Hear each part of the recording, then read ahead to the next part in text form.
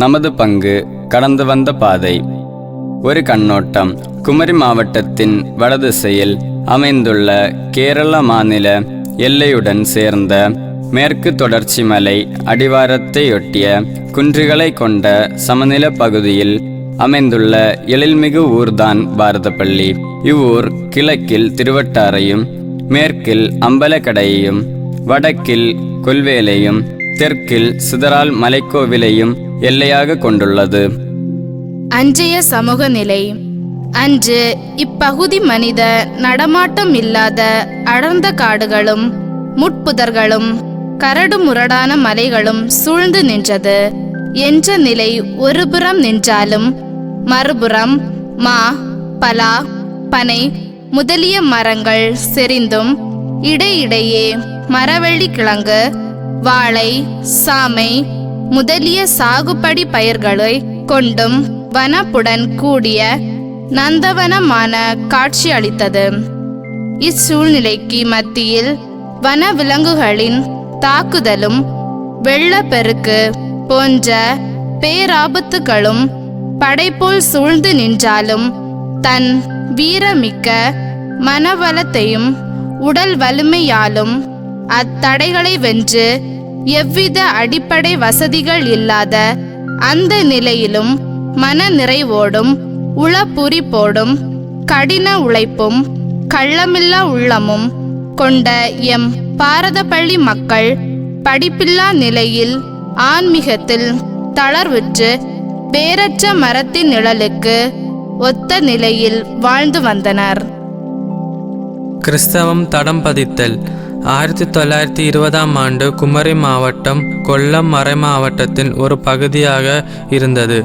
அப்போது நம் தல சிறச்சபையாக இப்போது இருக்கும் தோட்டவாரம் மற்றும் பாரதப்பள்ளியில் உள்ள ஒரு சில மக்களை ஒன்று திரட்டி அருள் சகோதரி ஒருவர் கத்தோலிக்க விசுவாச விதையை விதைத்தார் என்பது குறிப்பிடத்தக்கது. புத்தன்கடை தனிப்பங்கு.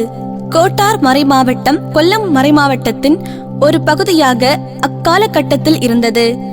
1908ஆம் ஆண்டு மே மாதம் 15ஆம் தேதி புத்தன்கடை ஒரு பங்காக உயர்த்தப்பட்டது. அதே ஆண்டு புத்தன்கடையில் ஆலயமும் அமைக்கப்பட்டது. இந்த தாய்ப்பங்கின் கீழ் ஏராளமான கிளைப்பங்குகள் இருந்து வந்தன. 1930ஆம் ஆண்டு குமரி மாவட்டத்தில் உள்ள கிறிஸ்தவர்கள் கொல்லம் மறைமாவட்டத்தில் இருந்து பிரிக்கப்பட்டு கோட்டார் மறைமாவட்டமாக உதயமான பின்பு புத்தன்கடை சிறப்பு வாய்ந்த பங்காக நின்றது. தற்போது தனி பங்குகளாக உள்ள குலசேகரம், கடையால், கொல்வேல், தேமானூர், ஆற்றூர், மார்த்தாண்டம் மற்றும் இலவு விளை ஆகியவை இப்பங்கின் அங்கங்களாக இருந்தன. நம் மண்ணில் கிறிஸ்தவம். தற்போது நம் பங்கிலுள்ள முதியவர்கள் குறிப்பிடுகையில் தோராயமாக 100 ஆண்டுகளுக்கு முன்பு, அதாவது 1921ஆம் ஆண்டு காலகட்டத்தில் நம் மண்ணின் மைந்தர் திரு நாராயணன் என்பவருக்கு 3 குழந்தைகள் இறந்தது. மனமுடைந்து காணப்பட்ட வேளையில் அருள் சகோதரி ஒருவரால் கிறிஸ்தவத்தை பற்றி தெரிந்து கொண்டு நம் பாதுகாவலராம் புனித அந்தோணியாருக்கு தம் சொந்த நிலத்திலேயே ஒரு கற்சிலுவை அமைத்து திருமுழுக்கு பெற்று நாராயணன் என்ற பெயரை மாற்றி ஜோசப் என்னும் பெயரில் இவ்வூரில் முதல் கிறிஸ்தவராக திகழ்ந்தார். கடவுள் மீது கொண்ட நம்பிக்கையால் மறுபடியும் இவருக்கு 5 குழந்தைகள் பிறந்தது என்றும், அதே வேளையில் 7 குடும்பங்கள் கிறிஸ்தவத்தை பின்பற்றினர் என்பது குறிப்பிடத்தக்கது.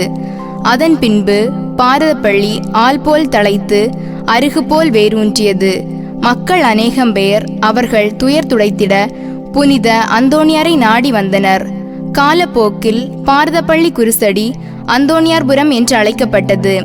இந்த காலகட்டத்தில் மக்களின் ஒத்துழைப்பால் சிறு ஆலயம் ஒன்று கட்டப்பட்டு மாதம் ஒரு திருப்பலி நடத்தப்பட்டு வந்தது குறிப்பிடத்தக்கது. அந்தோணியார்புரம் கிளைப்பங்கு. நமது மண்ணில் கிறிஸ்தவம் வேரூன்றி வளர மிகவும் பெரிய சிரமங்களை கடந்து வந்தது. அதன் பின்பு அப்போது புத்தன்கடையில் இருந்த அருள் பணியாளர் ஜியோ தாமஸ் பெர்னாண்டோ அவர்களால் 1972ஆம் ஆண்டு கோட்டார் மறைவட்டத்தில் உள்ள புத்தன்கடை பங்கின் கீழ் கிளைப்பங்காக அங்கீகரிக்கப்பட்டது. அதன் பின்பு சுமார் 4 ஆண்டுகள் கழிந்தது. 25/1/1976 அருள் தந்தை மரியதாஸ் அவர்களின் தலைமையில் முதல் பங்கு பேரவை நிர்வாகம் அமைக்கப்பட்டது. அப்போது நம் பங்கில் 214 நபர்கள் இருந்தது குறிப்பிடத்தக்கது. அந்த காலத்தில் ஒரு மாதத்தில் 2 ஞாயிற்றுக்கிழமைகளில் மட்டும் திருப்பலி நிறைவேற்றப்பட்டது. தேமானூர் தனி பங்காக, புத்தன்கடை பங்கின் கிளை பங்காக செயல்பட்ட தோட்டவாரம் 29/5/1989 அன்று மேத்தகு ஆயர் லியோன் தர்மராஜ் அவர்களால் தனி பங்காக உயர்த்தப்பட்டது. அப்போது முதல் பங்கு தந்தையாக அருட்பணியாளர் ஜி அல்போன்சா அவர்கள் பொறுப்பேற்றார். அதே சமயம் நம் பங்கு தேமானூர் பங்கு தளத்தின் கிளை பங்காக மாற்றப்பட்டது.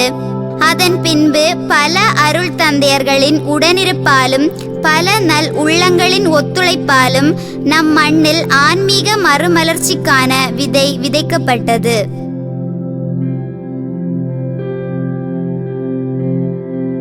ஆலயத்தின் வளர்ச்சி. புனித அந்தோணியாருக்கு நமது ஆலயத்தில் முன்புறம் மதில் சுவர் அருகில் குருசடி ஒன்று அமைக்கப்பட்டது. நம் மக்கள் கலை மீது கொண்ட ஆர்வத்தில் கலையை வளர்க்கும் நோக்கில் 13/11/1991 நம் பங்கு பணியாளர் அல்போன்ஸ் அவர்களால் நமது ஆலயத்தில் நண்பர்கள் கலையரங்கம் உருவாக்கப்பட்டது. அருட்பணியாளர் அல்போன்ஸ் அவர்கள் இங்கு பங்கு தந்தையாக பணியாற்றிய போது நம் மக்களின் குடிநீர் தேவைக்காக நமது ஆலயத்தில் கிணறு வெட்டப்பட்டது. 1992 வெள்ளப்பெருக்கில் மக்கள் தங்கள் வீடுகளையும் உடைமைகளையும் இழந்து தவித்தபோது அருட்பணி ஜி அல்போன்ஸ் அவர்களின் உதவியால் நம் பங்கின் சார்பாக பல நல் உள்ளங்களின் உதவியையும் நாடி மக்களுக்கு உதவிகள் செய்யப்பட்டன.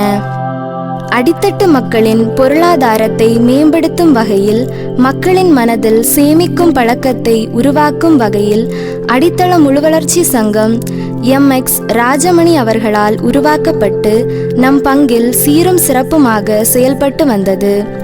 நமது ஆலயம் 4 முறை புதுப்பிக்கப்பட்டுள்ளது. கல் சிலுவை, ஓலையால் செய்யப்பட்ட ஆலயம், மேற்கூரை ஓடுகள். 4வதாக அருட்பணியாளர் ராஜமணி அவர்கள் பங்கு தந்தையாக இருந்தபோது நமது ஆலயம் புதுப்பிக்கப்பட்டது. 13/11/1998 நமது ஆலயம் புதுப்பிக்கப்பட்டு அர்ச்சிக்கப்பட்டுள்ளது. இந்த அர்ச்சிப்பு விழா ஆனது திருத்துவபுரம் மறைமாவட்டம் முதல்வர் ராபர்ட் தலைமையில் நடத்தப்பட்டது. திருப்பலியானது மேதகு ஆயர் லியோன் தர்மராஜ் அவர்கள் தலைமையேற்று நடத்தினார் என்பது குறிப்பிடத்தக்கது. அருட்பணி பெர்னோ அடிகளாரும், அருட்பணி ஜெயசீலன் அடிகளாரும், அருட்பணி அலோசியாஸ் அடிகளாரும், அருட்பணி ததேயு அடிகளாரும் பணியேற்று இப்பங்கின் வளர்ச்சிக்காய் அயராது உழைத்துள்ளனர்.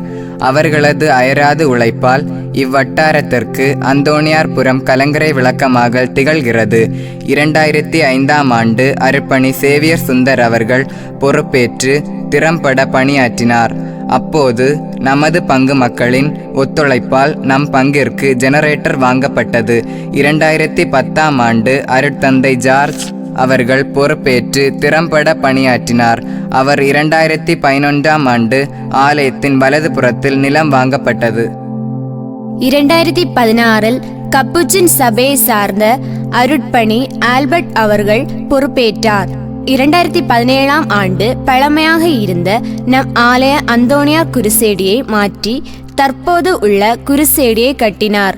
இந்த குருசேடி ஆனது 26/2/2017 அன்று புத்தன்கடை வட்டார அதிபர் அருட்பணி பென்னி அவர்களால் அர்ச்சிக்கப்பட்டது. அதே ஆண்டு 15/8/2017 அன்று புனித அன்னை மரியாவிற்கு கருங்கல்லால் ஆன அழகிய கெவியை அமைத்தார். மேலும் 22/11/2017 நம் ஆலய கொடி கம்பத்தை மாற்றி தற்போது உள்ள கொடி கம்பத்தை அமைத்தார். மேலும் நமது ஆலய பீடத்தை மாற்றி அமைத்த பெருமை இவரே சேரும். 2017 திருவிழாவின் போது முதல் முறையாக தேர்பவனை உருவாக்கிய பெருமையும் இவரே சேரும். நமது ஆலயம் புதுப்பிப்பதற்கு முன் இருந்த நிலை. 1993 ஆண்டு புதுப்பிப்பதற்கு முன் இருந்த பீடம். 1998க்கு பின் ஆலயம் புதுப்பித்த பின் தற்போது. 2017 ஆண்டு பீடம் புதுப்பித்த பின் தற்போது. இவை அனைத்திற்கும் நமது பங்கு பேரவை மற்றும் பங்கு மக்களின் உழைப்பே காரணம். 2019 ஆண்டு அருட்பணி பீட்டர் அமல்ராஜ் அவர்கள் பொறுப்பேற்றார். அப்போது திருமண மண்டபம் கட்டும் நோக்கில் நம் பங்கு மக்களின் ஆதரவாலும் 30 சென்ட் இடம் வாங்கப்பட்டது என்பது குறிப்பிடத்தக்கது. அருட்தந்தை ஆல்பின் ஜூடி அடிகளார் 2021 ஆண்டு ஆகஸ்ட் மாதம் பணியேற்று அந்தோணியார்புரம் கிறிஸ்தவ சமூகத்தை திறம்பட வழிநடத்தி வருகிறார். ஆன்மீக வாழ்வில் புத்துணர்வு இவரால் ஊட்டப்படுகின்றது. பொதுமக்களின் கருத்துக்களுக்கு மதிப்பளித்து அனைவரையும் அன்புடன் வழிநடத்தும் பாங்கு போற்றுதற்குரியது. பொறுமை, நிதானம், சமநிலை, அனைவரையும் அரவணைக்கும் பண்பு, தலைமைத்துவம், உதவும் பண்பு, இரக்க குணம், நிர்வாகத்திறன் போன்ற பண்புகளுக்கு சொந்தக்காரர் இவரே. இவரது பணி சிறக்க வாழ்த்துகிறோம். நிறைவாக, கடந்த பல ஆண்டுகளாக ஆண்டவரின் அருளிலும் புனித பதுவை அந்தோணியாரின் அரவணைப்பிலும் பல அளப்பரிய பணிகளை அற்புதமாய் செய்து தடம் பதித்து சென்ற அருட்பணியாளர்கள், பங்கு இறை மக்கள் ஆகியோரின் உடன் இருப்பால் பயணம் செய்து இன்று திருவிழாவை கொண்டாடும் நம் பங்கு தொடர்ந்து இறைதுணை கொண்டு அந்தோணியாரின் அருளால் உறவில் உயர்ந்து பகிர்வால் மகிழ்ந்திட எம் இளம் கிறிஸ்தவ மாணவர்கள் மற்றும் இளையோர் இயக்கத்தின் வாழ்த்துக்கள்.